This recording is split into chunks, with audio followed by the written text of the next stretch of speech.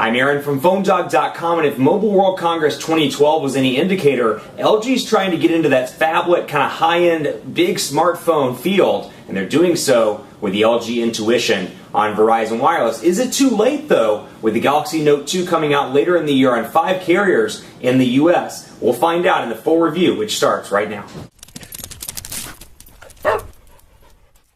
If you're on Verizon and you don't have the option to get the Galaxy Note, and for whatever reason you don't want to wait for the Samsung Galaxy Note 2, well, you've got another phablet or huge smartphone option available to you. The LG Intuition, originally the Optimus View, announced in February at Mobile World Congress in Barcelona. And special thanks to Best Buy Mobile for hooking us up with a bunch of devices like this for use in our One Paw Bandit giveaway game. When you walk into Best Buy Mobile, you'll walk out working. They'll help you set up your email, your web, your clock settings, your Gmail settings, and more. So when you walk out the door, you're good to go. But Optimus, also known as the Intuition, in the house here on Verizon, available now at Verizon retail stores for $199.99, and it's packing a decent spec list. It's got a 1.5 gigahertz dual-core Snapdragon S4 CPU, a 5-inch display, 2080 milliamp hour non-removable battery, an 8 megapixel camera on the back with 1080p HD video recording, and it comes with a rubber diem pin. Now, obviously there's no place to put the pin on the device itself, so much unlike the Samsung Galaxy Note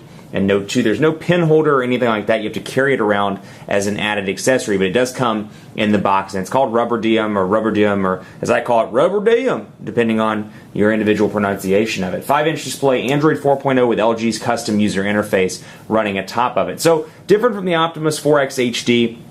As far as I'm concerned, a little bit less useful for most people. That said, if you want this big device, and obviously because of the aspect ratio, it is a 4:3 aspect ratio, it's huge. So unlike the Samsung Galaxy Note, it's a little bit harder to hold in the hand. Take a look at it just in comparison, and later in the week I should have a dogfight for you. But you can see, even though the Note's pretty big, it's still relatively easy to hold in the hand. If you have big hands, at least you can wrap your fingers around it a little bit easier. Over here, this one looks a lot more like a book, so it is harder to hold in day-to-day use. Even I can't wrap my hands around the LG Intuition. But coming with Android 4.0, LG's custom user interface, and a lot of Verizon stuff pre-installed. As you can see here, it is available right now. Android 4.0 on this device out of the gate. You've got your back button, your home button, recent applications, as you can see here, and then a physical menu button as well. All of these are capacitive, and over on the right side, you've got your volume rocker up here at the top. You've got your power button right here, your micro USB charging port here running beside, and I'm going to wait for that to focus in.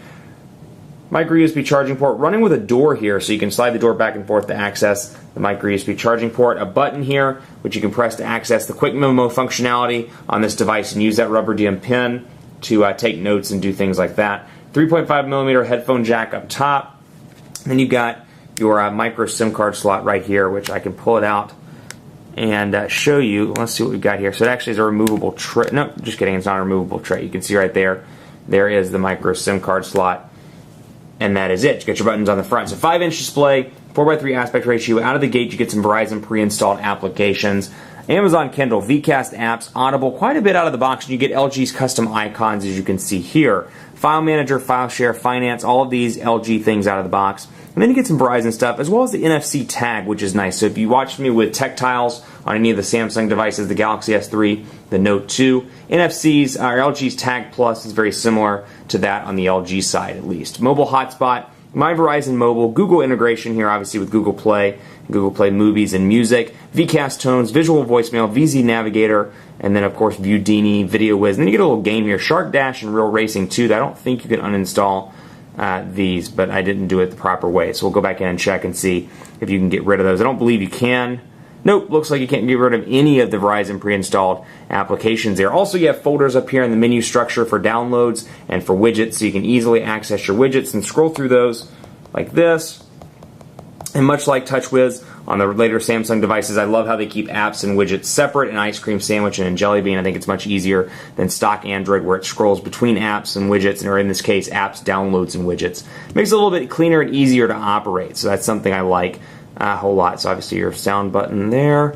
Go back to apps, and we'll take a look at messaging. But before we get into that, let's talk a little bit about the personalization, because I am quick to dog LG's user interface in comparison to HTC, in comparison to Samsung, and heck, even in comparison to Motorola's most recent user interface. This thing is far behind. It needs to play some catch up, and play some catch up relatively quickly if it wants to compete in the US market. So you can see here, relatively quick, little to no lag. I do see a little bit of lag from time to time, but it just still does not feel optimized for Android. I notice it in settings when I'm scrolling every now and again. It won't recognize my gesture properly, or perhaps when I'm typing I notice it as well. It's much like I've said this since the Optimus 4X HD. I said this in the Spectrum review. I've said this in a lot of LG reviews over 2012. It's just really frustrating to see that kind of issue with touch responsiveness. So hopefully they'll get that fixed and get that better integrated with future versions of their user interface and future versions of Android as well. Let's take a look at messaging out of the gate here and see what comes pre-installed. You do get some keyboards.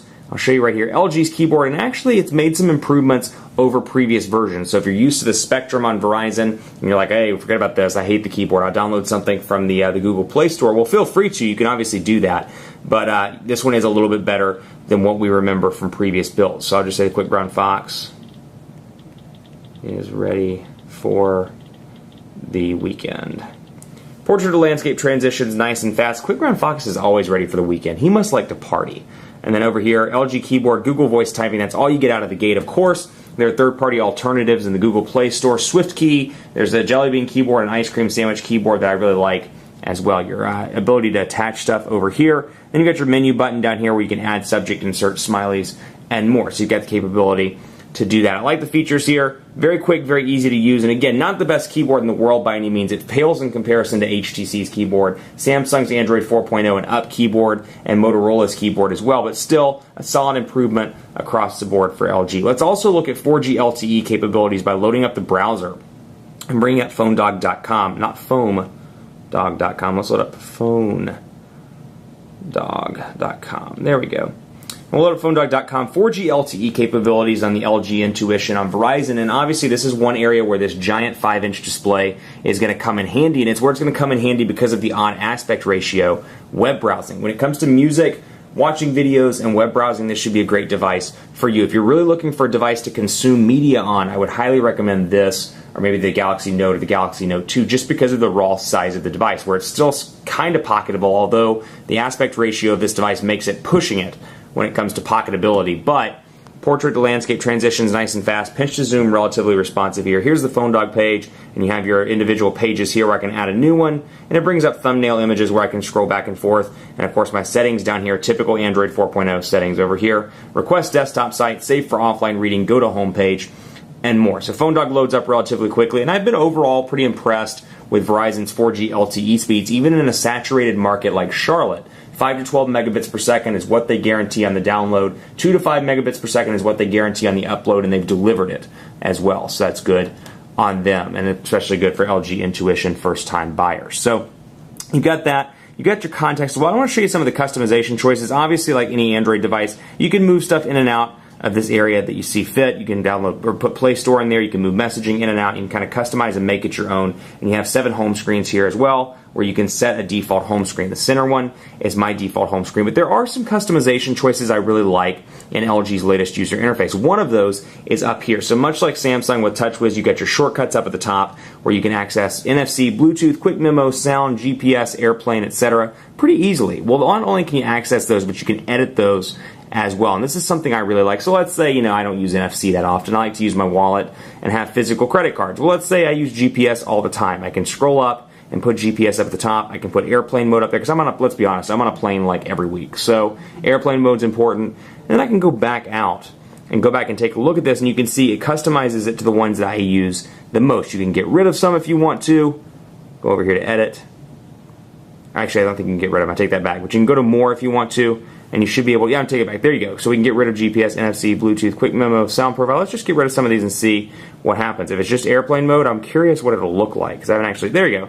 Airplane and edit, so it just makes it a giant button. You can come in here and do the ones that matter the most to you. You can customize them, and that's that kind of thing that I really like about later versions of user interfaces on Android 4.0 and up. This customization is crucial in 2012 because, let's be honest, from a hardware standpoint, we're kind of getting stale. We can't really go past the Snapdragon S4 CPU or the quad-core Exynos processor So it's all about software, and these individual OEMs have to distinguish themselves amongst their competitors with software. And so you can see the kind of customization stuff with the home screen as well here. You got theme options, so I can go into business, sketch, and you'll notice down here that all of the icons change slightly depending on which theme I go with. So for example, take a look at the contacts there. It's kind of a dark brown over here. It's kind of typical LG, kind of a lighter kind of orange.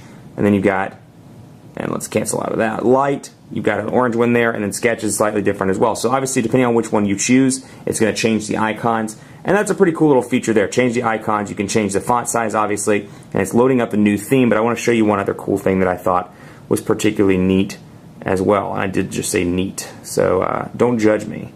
Theme, let me find, and they may have disabled it. Actually, they may have disabled it in the Verizon version. On the Optimus 4X HD, you could customize. Oh, no, you can do it. There you go, browser. So obviously the browser button looks different. I can go in here and choose my own custom browser button. So let's say whenever I think of the internet, I think of nature. I can make that the browser. Or whenever I go to phone, I can customize it. And you know what, phone, let's make phone look like, let's make it a P. And so I can do that. That's a really cool feature to me. That's something that's not available on any other Android device outside of LG's user interface. You can customize the icons as you see fit. It's those kind of unique things that I think will bring some of these user interfaces ahead of their competitors. That said, they've got some work to do to integrate Android, integrate LG's user interface, and fuse them together where they work a little bit better and you don't see these kind of lags and stutters like we see from time to time, even now, on LG's user interface.